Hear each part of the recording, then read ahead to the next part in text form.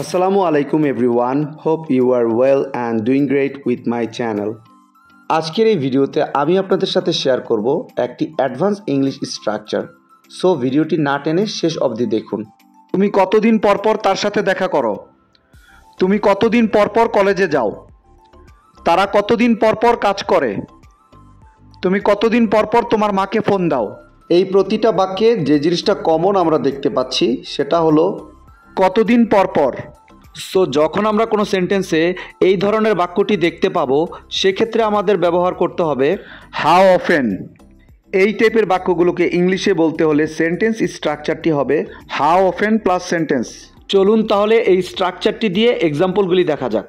তুমি কতদিন পর পর তার সাথে দেখা করো? How often do you meet him? How often do you meet him? তুমি কতদিন পর পর কলেজে যাও? How often do you go to college? How often do you go to college? তারা কতদিন পর পর কাজ করে? How often do they work? How often do they work? তুমি কতদিন পর পর তোমার মাকে ফোন দাও? How often do you phone your mother? How often do you phone your mother? I hope এই স্ট্রাকচারটা আপনারা ভালোভাবে বুঝতে পেরেছেন। Now it's your turn. তুমি কতদিন পর পর তোমার ফেসবুক পাসওয়ার্ড পরিবর্তন করো? তুমি কতদিন পর পর তোমার ফেসবুক পাসওয়ার্ড পরিবর্তন করো? এই বাক্যটি ইংলিশে কী হবে আপনারা কমেন্টে লিখে জানাবেন।